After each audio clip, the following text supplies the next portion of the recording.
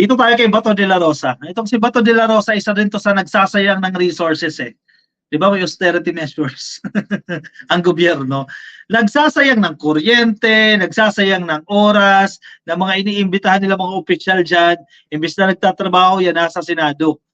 Itong si Bato, dyan sa investigasyon niya dyan sa pulburon issue na yan, yung PDEA leaks na yan, eh wala naman talagang leakage na nangyari dyan. In aid of legislation daw, pero ipinapahiya niya lang ang presidente sa pagdinig na yan eh. A waste of Senate resource, Senate time and resources, sabi ni Suarez sa kanyang pagbira kay Bato de la Rosa sa investigasyon nito dito sa PDEA leaks. Actually, di PDEA leaks ang naging focus dito eh. Itong kasinungalingan ni Morales ni Jonathan Morales yan ang na-highlight eh. Diyan sa pagdinig na yan, diyan sa Senado, hindi itong leaks. Hindi ko alam kay Bato, senador naman siya.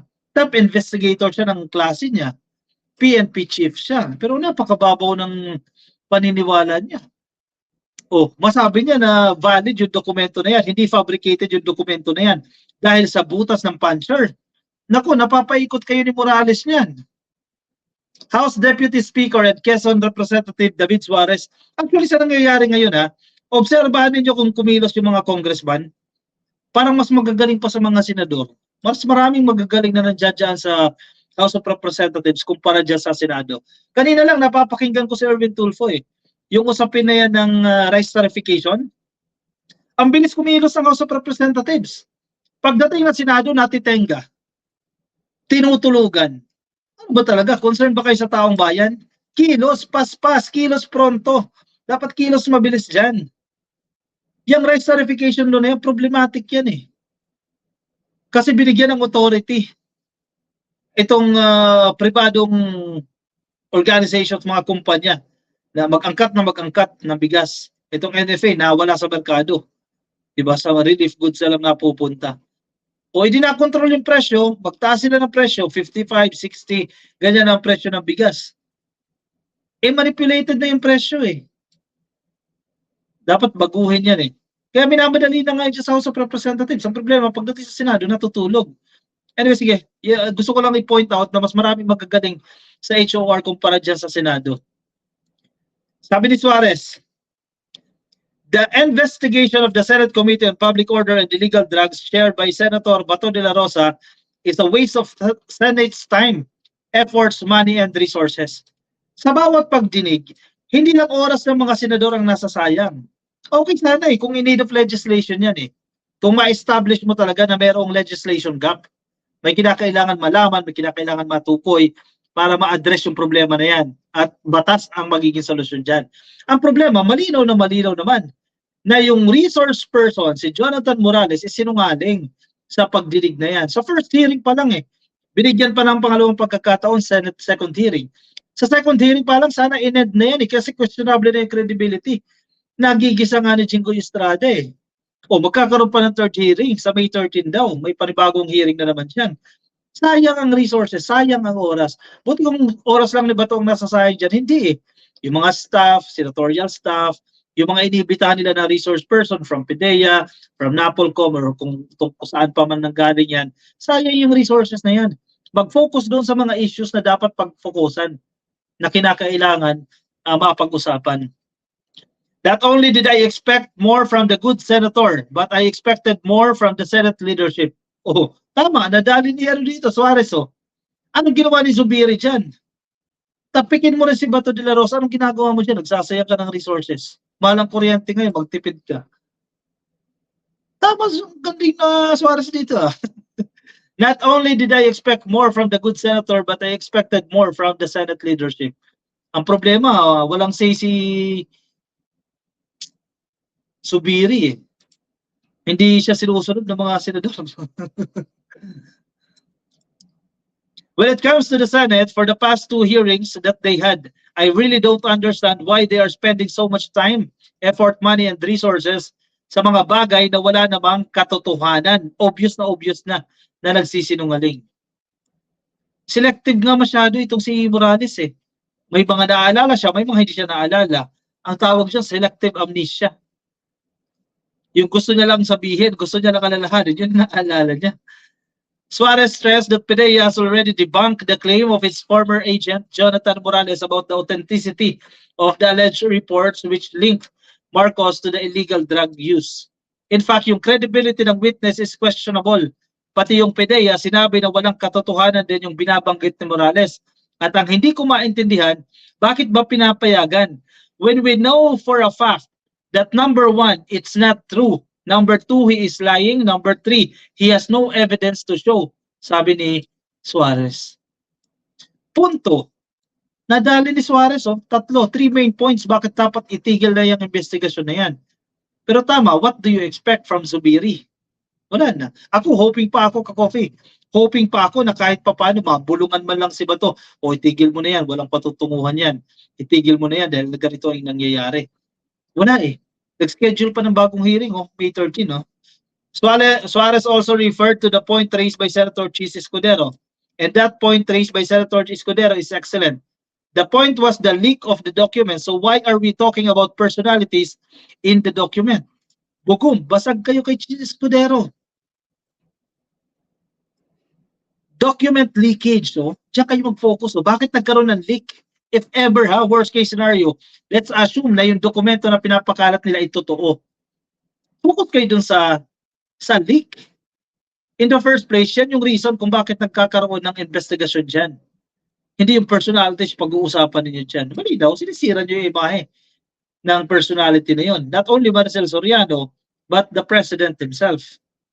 If the point of the inquiry was the leaked documents, Suarez said relevant questions should have been asked, like who leaked the supposed document and how it was done, or who were the personalities involved. Para managot. O baka mali yung sistema. Baka may kulang doon sa sistema ng PDEA. Bakit may mga nakakalabas ng dokumento? If, assuming na totoo yung mga dokumento na yan, ang problema hindi nga totoo eh. So ano yung i-correct mo? Wala namang leakage talaga. If nagdadamay-damay ka pa ng mga personalidad at mga pangalan doon na wala namang kinalaman dapat sa specific na investigation ay sinasagawa ng committee, so why? So my appreciation of the fact, number one, you are out to malign, destroy the personalities mentioned, di umano sa document, sabi ni Suarez. Exactly. Baka nga wala kasing objective na nakaset itong investigasyon ni Bato de la Rosa. Ano yung gusto nyo ma-achieve after that hearing? Mag-set muna kayo. Actually, dali lang gawin yan eh. Dami kang staff na matatalino. Mga senador, maraming staff na matatalino yan eh. Isip ninyo, simpleng objectives lang Bakit mo ginagawa itong pagdidig na yan? And from that objectives, gawa ka ng mga questions na nakalink doon sa objectives. Parang gumagawa ka ng research paper, Ka-Coffee. Simple yan. Balik tayo sa college. Gagawa ka ng research paper. Meron kang research objectives, di ba? Number one, to find out, etc., etc. Number two, to determine, mula doon sa objectives na yan, gumawa ka ng mga questions na nakabatay doon sa objectives.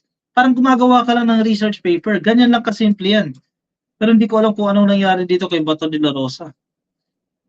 Top investigator, Sa akin, this is very unfortunate. It saddens me that we have to go down to this level of political discourse when we should focus our attention on more important issues such as the West Philippine Sea, na ayaw niyang paimbestigahan si Digong. Issues such as the rice tariffication law, which the Committee on Agriculture has recently approved, and issues such as the rise in prices of commodities na inaaral ngayon ng mababang kapulungan, sabi ni Suarez. Sana matuto kayo dito kay Suarez. Ang problema, totoo ito ang problema sa mga senador, sa ilang senador, di naman lahat, mababa ang tingin nila sa mga House of Representatives, sa mga congresswoman natin, mababa ang tingin nila kaya hindi nila nire-respeto. DJ Byron, shoutout po sa inyo yan, #Sunday Kalma.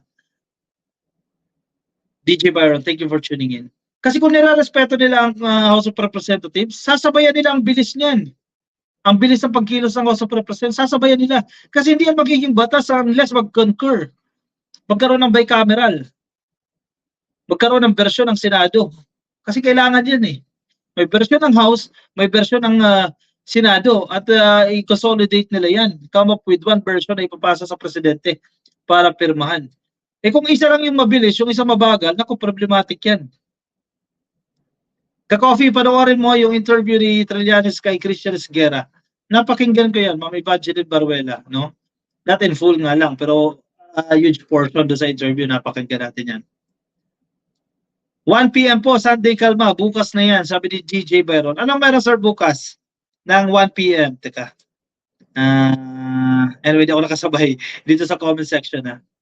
Chris Juneda, pumayag si Bato na gawin dyan. Uto-uto ng simpleng Morales lang. PNP chief siya. At top-notcher pa. Sinira lang ni Bato ang sarili niya. Exactly. BJT Gonzalez, watching from Canada. Hello po sa inyo. Thank you for tuning in. Kay Ma'am Lori Mamawag, bukas, bukas pa ang interview mo kay Trillanes, DJ. Meron ka. Oh, wow. DJ, sige, abangan ko yan. Panoorin ko yung interview mo na yan. Remember, that was one of the questions I asked last Sunday ka-coffee. Sa Sarsuela continues. Everyone agrees there was no operation. Therefore, that document should have ended up in the shredder. Exactly. Diba? Ang ganda ng argument doon ni Ma'am ni Ma'am Carclea. Ganda ng mga discussions doon Diba? At least coming from different perspectives Interviewin ko si former Senator Trillanes, Broken Coffee, 1 p.m. Philippine time. Sige, DJ Byron, sir, manonood tayo niyan. Bukas alas 11 po, na alauna po ng hapon. Ayan, ka-coffee bukas sa mga gusto pong makarinig ng interview ni DJ Byron kay former Senator Antonio Trillanes. Alauna po yan, Philippine time. Yan, i-check nyo lang ka-coffee DJ Byron, Music and Topic TV. I-search yan para mapakinggan ninyo. Pwede naman live. If hindi kaya ng live, balikan nyo na lang. Naka-ere pa rin naman yan. O siya, sige. Yung mga ka-coffee natin na nasa Facebook, pasuyo na lang ka-coffee. Baka di pa kayo naka-like sa ating Facebook page. Click lang po ng like or follow sa Facebook. At kung nasa YouTube po kayo, pasuyo na lang po, pa-click lang po ng subscribe. At yung mga kapapasok lang sa atin, please make sure na nakapag-attendance na po kayo. Pa-click lang po ng video na yan sa YouTube at Facebook. Yan. Happy viewing po sa inyong lahat. Ayan, alauna po ng hapon bukas, Philippine time po yan. Alauna ng hapon, interview ni Trillanes. Baka sir, paano ba Sir Byron? Makapag-participate yung definitely, no? Yung makapag-participate yung ating viewers dyan. If you have questions, live yan mo, DJ Byron, no? Live yan, no? If you have questions, pwede nyo ibato dyan sa comment section, no? Ni DJ Byron sa kanyang live stream. Ibato ninyo para ma-pick up din doon yung ilang questions. Alright, sige. Maraming salamat ka-coffee sa mga sumama sa atin ngayong gabi po ng Miyerkules. Kita-kits ulit tayo bukas po alas 10 po ng gabi Live stream po natin dyan everyday alas 10 po ng gabi. Thank you everyone for tuning in at good night po sa inyo. Ingat po kayo Nasaan man po kayong panig ng daigdig. Thank you everyone for tuning in. Ma'am Carclea, thank you so much. At kay Ma'am Gloria Kobayashi, thank you po sa inyong mga pakulay for tonight. Thank you. Alright, paalam po sa inyo ka-coffee. Bye-bye. See you again tomorrow alas 10 po ng gabi. Bye-bye.